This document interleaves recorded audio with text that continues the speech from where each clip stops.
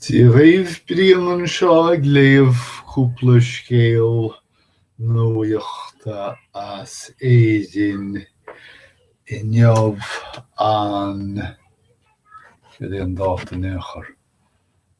Tá sé an 28 mí márta 2017.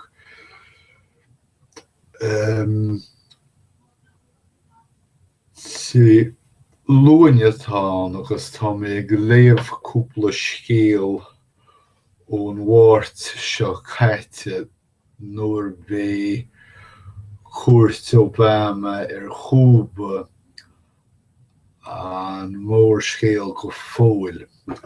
Bhí sé díreach tríis óráid feibli a dhéanna ghólainn ghólainn le Raúl Castro ag imfí Castro ceistionaí a reagart rud nach nearna an túsal Castro. Lá nua oscailteachta nó contochta is dócha ach scá na sean chúiseannaí dhearáin fós ó sa chéan. Sé Cearta Daonna an seanscéal agus pléitir pléú nochtaíú na hargóintí na sean hargóintí le clúbhlia ortha faoi Cearta Daonna. Ba dhé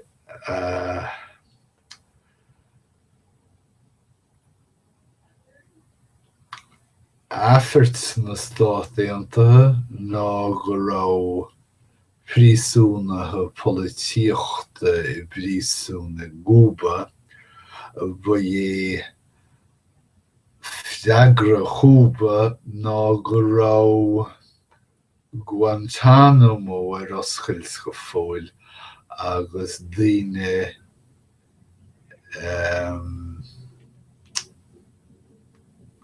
gaibhneathe ann a bhí iomlán nó beagnach iomlán neamhcheantach.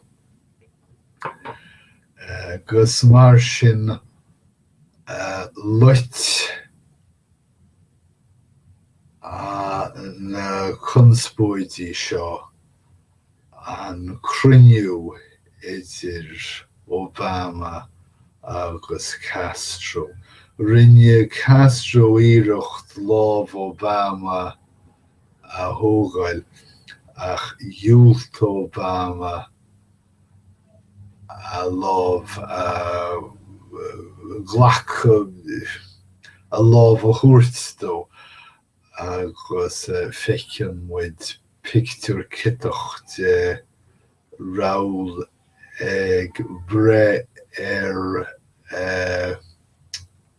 íochtar láimhe Obama seachas ar a lámh féin sé beagán í náireach ach níor pléú é mór an.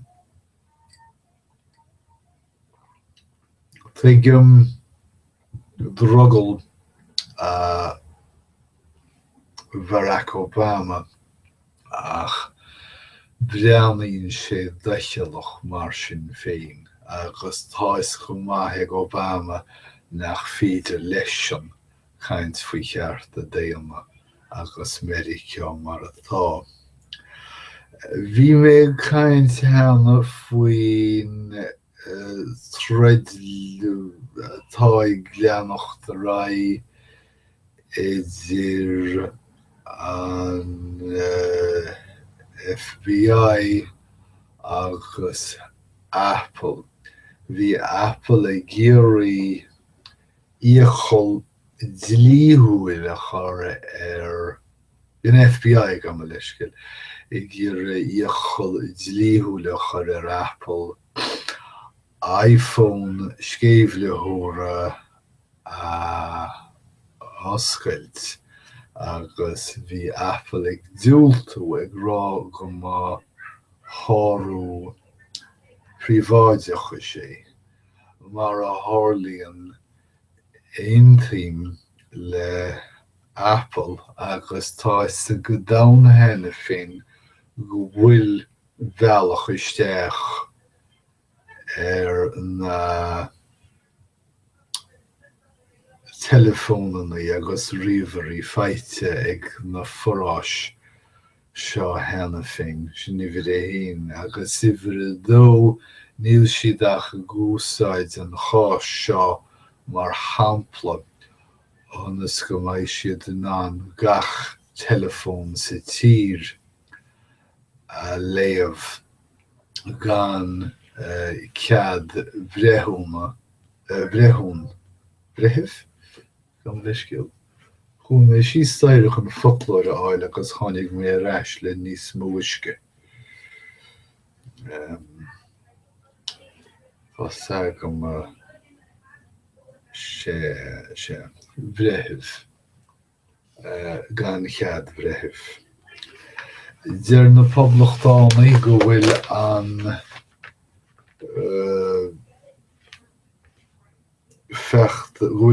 feachtas uachtaránachta sacchas an ina chúisnéire. Tá Donald Trump ina chúisnéire de éine ar chás leis an próséas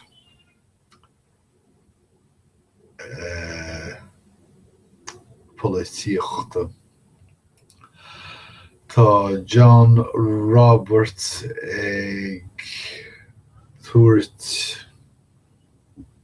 Amerisce ag lorg focail an seo.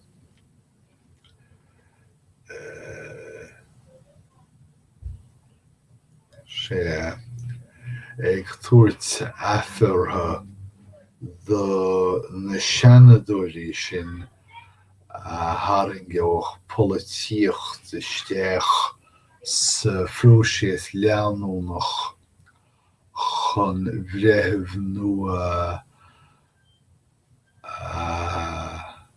aimsiú den ardchúirt ceart go leor. Tá chunspóid bheagaigh leanach de ra in Idaho i Pocatello, Idaho áit bhfuil Idaho State University. Tá an ollscoil sin ag tharraingt maclín ón bhean airthir le tamil ach tá pobl geall Christi an cheantar ag cur gunne an inflódathe seo ag rá nach nóireann an dá phobal dá chéile. Tá an méid sin Muslimach sa Máile níos go bhfuil siad ag tógáil mosc.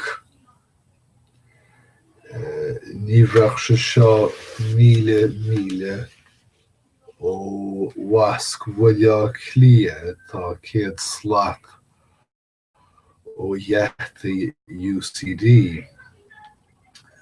Fógraí bháis fuair Andrew Grove príomhfheidhmeannach Intel bás bhaidí duine de na fearsantachtaí bu bhulta agus ba éifeachtaí réim sin a riomhairí in aimsir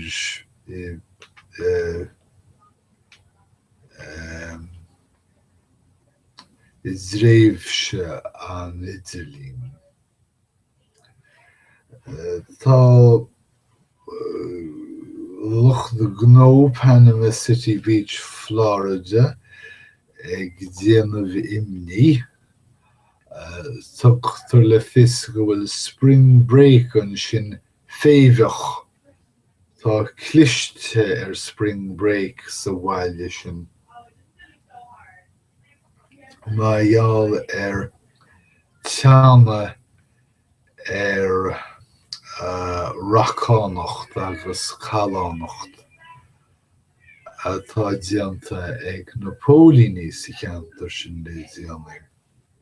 Chúr rudaí as smacht an nóirim as búin mo chuimhne agus bhí go leor chlásán agus gortathe agus margheall sin á réir sin chean Napólíní síos an racán ach dá réir sin níl na mic léinn ag dul ann níos mó chun dul an dramhlas.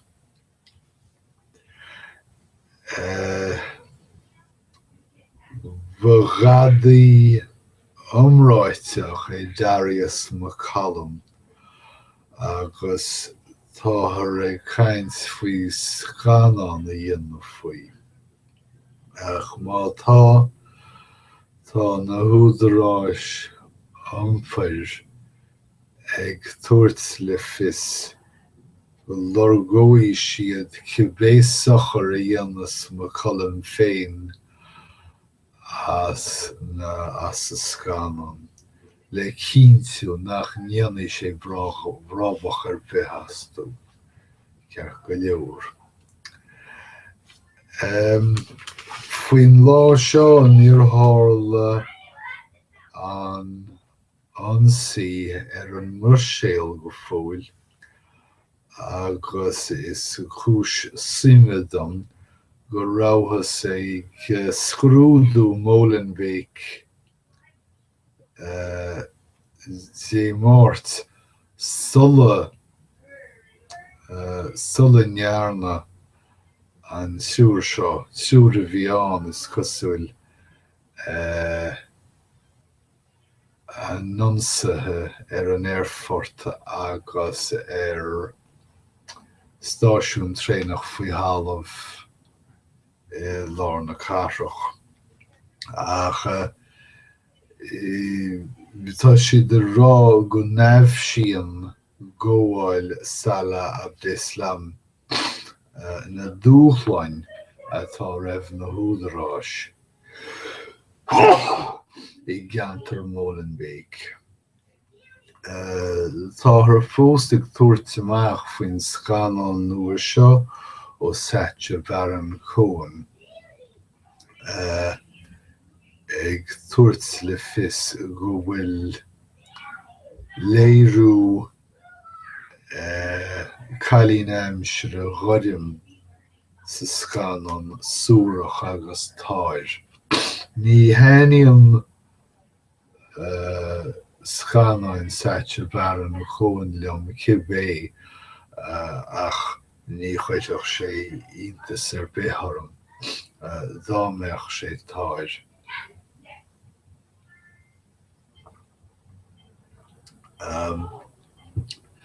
Bhí conspóid an teachtain seo caite nuair a dúirt stúrthóir an chomórta seoscailte leadóige BNP Paribas ag rá gur tháinig na mrá isteach sna sála ar na fírsa chomórtas agus bhí an freagra ar an ráiteas seo chomhfíochúir sin gur bhí an dó éirí sa phost. Deirtear gur bhain sé míchial omláin as stair na leadóige.